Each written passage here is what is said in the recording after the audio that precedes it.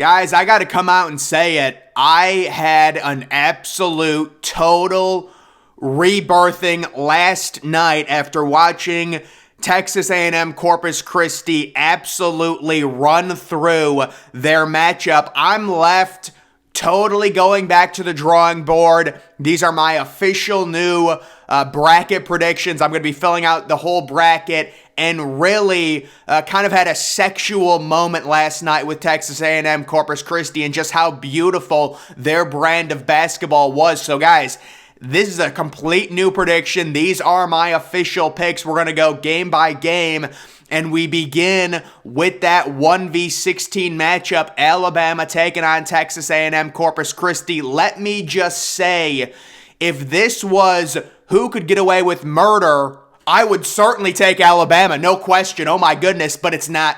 Guys, this is a college basketball game, and after seeing Texas A&M Corpus Christi play so well last night, we've seen the 16v1 upsets before. They have happened. This is semi-realistic. I'm going to say that karma gets to Alabama. Texas A&M Corpus Christi wins in a shocking upset and advances. It's happened before. We've seen it. We have seen the 16v1 upset, ladies and gentlemen. Watch out for it.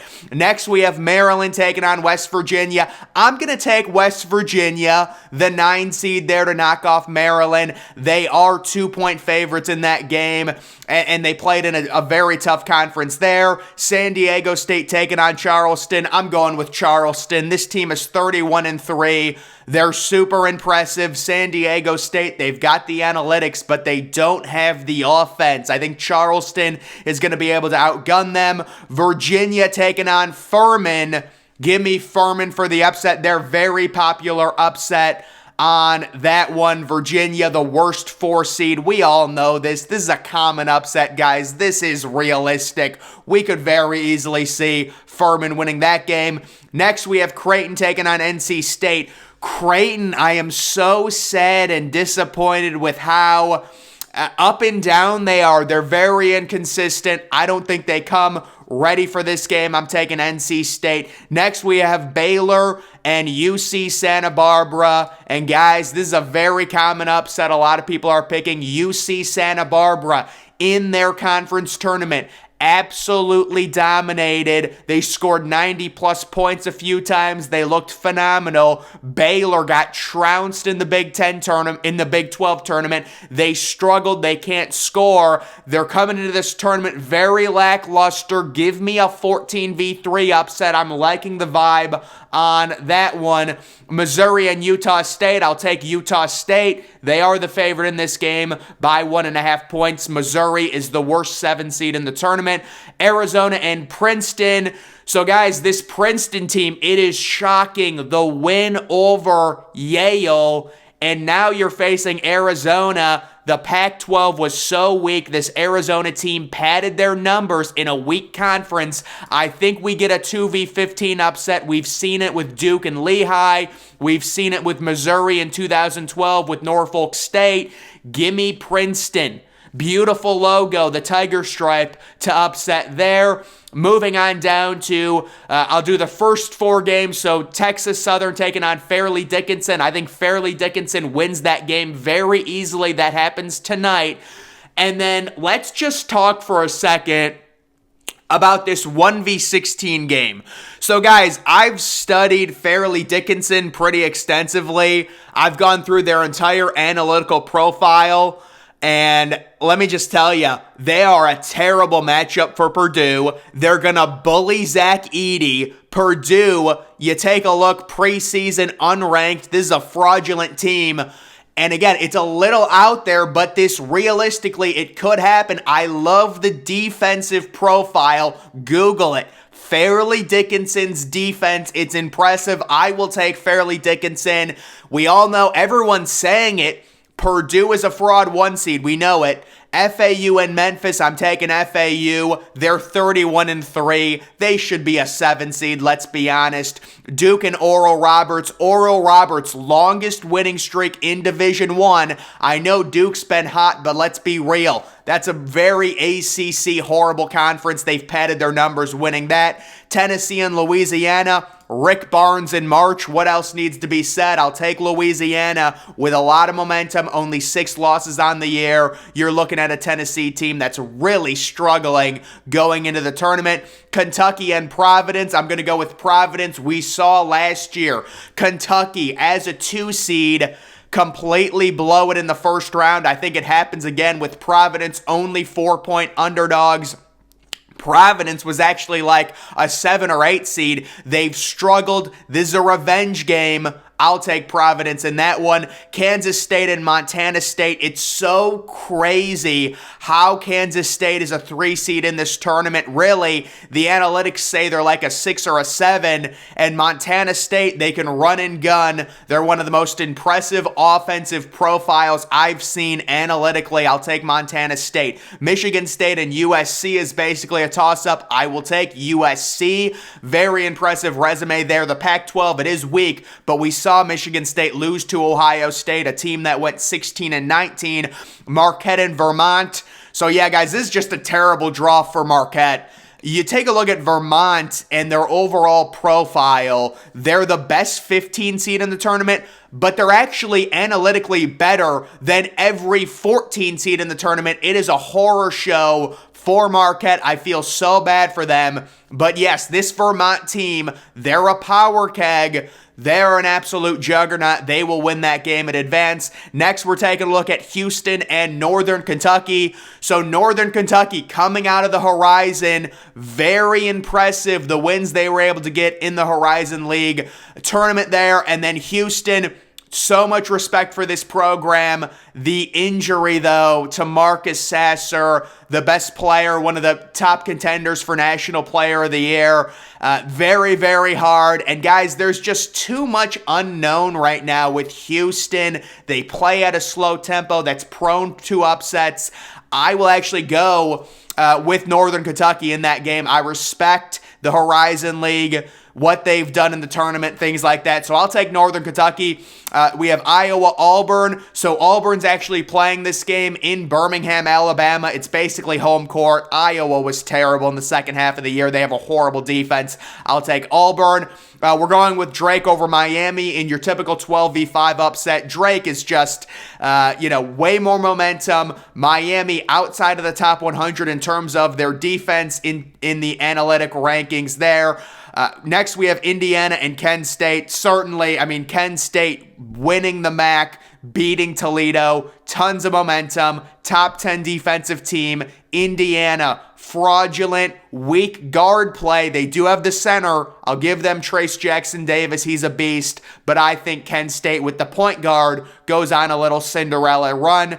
Iowa State and Pittsburgh. So I watched Pittsburgh last night and I was super impressed. What a game they had against a good Mississippi State team. I will take them. Iowa State, they're bad on offense, slow pace. This game is a toss-up. Iowa State's only 4-point favorites. I'll take Pittsburgh to win that one. Next, we have Xavier and Kennesaw State. So yeah, Xavier's basically total frauds in this tournament. They lost by 20 in the Big East Championship. Kennesaw State, they've got momentum going into this one.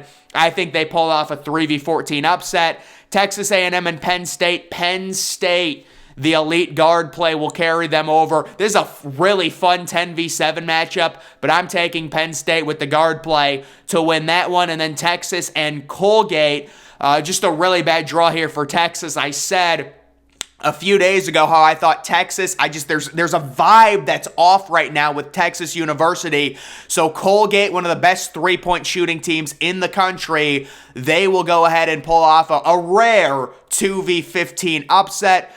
Moving on down, we're looking at Kansas and Howard. So there is just so many issues with this Kansas team with Bill Self going to the hospital. They look like total frauds. They get blown out in the Big 12 championship game. And Howard University, this is the first time they're in the tournament, I think since like 1990 or something. I will say, I have studied everything. Let me just say this. Every analytical data point I've looked at tells me Howard University is winning this game. Every single one. And I'm known as the analytics god. I'm the king. I know what I'm talking about. I am the bracket wizard. And that's why I do think, I'm not obsessed with upsets, but when I see an upset, I'm going to tell everyone, I am warning people right now. Howard University over Kansas. This Kansas team, we know how hard it is to repeat. It's not going to happen. They will not make it out of the first round of the West region. It is the region of death. Arkansas, Illinois. I'm going to go Illinois. I know Arkansas has got a lot of momentum. They've got 2 lottery picks for guards, but they're young. This is an Illinois team. They're a lot more veteran, and I respect what Illinois, even though they had a rough end of the year, I think Illinois, it's a toss-em, it's a pick-em game. I'll take Illinois. St. Mary's and VCU, I'm going to roll with Virginia Commonwealth. That is a very popular pick for a lot of people. They've been on a crazy run in the second half of the year. St. Mary's got throttled. Gonzaga is a really good team. That's who they lost to, but it was a really ugly game. They had a game score of 10. It was their worst game of the year. So St. Mary's, no momentum coming into this tournament. UConn and Iona, Rick Pitino, upset special. We all know it's coming. UConn, I respect them. Great analytics. But overall, they did lose a bunch of games mid-season. Next, we have TCU taking on, I'm going to say that Nevada beats Arizona State and then beats TCU. Yes, TCU is another fraudulent Big 12 team. That game's basically going to be a pick-up. I will pick Nevada to win that one. Gonzaga and Grand Canyon. Guys, I love Gonzaga. I want to pick Gonzaga so bad here because I know a lot of people are picking them. But this Gonzaga defense is not good. This is a terrible matchup. Grand Canyon can run. They can shoot the ball. They will win that game. It's a surprising upset. 14 beats the 3. Northwestern and Boise State. I'm rolling with Boise State. They are the favorites in that one by about a point. Actually, you know what? I think Northwestern is a favorite by a point, but I'll take Boise State. I think they're better. Northwestern has no momentum. And then we've got this final 2v15 matchup. And you know what? I'm going to actually take a look at the overall analytics on this UNC Asheville and UCLA. And guys, this is the shocking thing about this matchup. UNC Asheville, points per game, better than UCLA. They have a better offense. It says it right here on the screen. The BPI is comparable. The in-conference record is the same. The top 25 opponents, they both have losing records against top 25 opponents. So all of these numbers, taking all of this into account, UNC Asheville, I've got them winning. Well, I've got UNC Asheville winning that game in a 2v15 upset. We've seen it happen before. Let's move on to the second round. It's Texas A&M Corpus Christi versus West Virginia. So I do think that's a valiant effort by West Virginia. They shouldn't be ashamed, but when you run into a juggernaut, you need it, it happens. It's unfortunate, but Texas A&M Corpus Christi, I'm sure we can all agree they will win that game. And then Charleston versus Furman. We will go ahead with Furman in kind of a nice little fun 12v13 matchup for an upset. Furman beating them. NC State versus UC Santa Barbara. UC Santa Barbara, NC State was a really weak team coming into this tournament. They were thought of as kind of like a bubble team. They made it. But you've got Santa Barbara. They're scoring 90 points every game. It's impressive. And then Utah State and Princeton. And I like Utah State. They're a fun little cute team. But I've got to roll with the big dogs here and take Princeton University to advance on that one. Next, we have Fairleigh Dickinson versus FAU. FAU, what a great season. Don't be ashamed. Fairleigh Dickinson is a superpower. They're a juggernaut. They're a super team. They will beat FAU. Nothing to be ashamed of. Next, you have Oral Roberts in Louisiana. So I think Louisiana is the Cinderella this year. We saw Oral Roberts a few years ago go to the Sweet 16. Now it's Louisiana. Providence and Montana State. I'm rolling. Montana State. After upsetting Kansas State, they're going to have momentum, and Providence, a little bit fraudulent. They had a bad second half of the season. USC and Vermont. I'm going to take Vermont in that game. They're the best 15 seed in the tournament.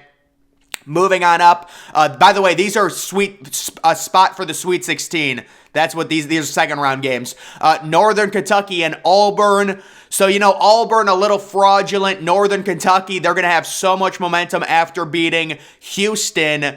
I respect the Horizon League. It's so impressive what they've done this year. I will take Northern Kentucky.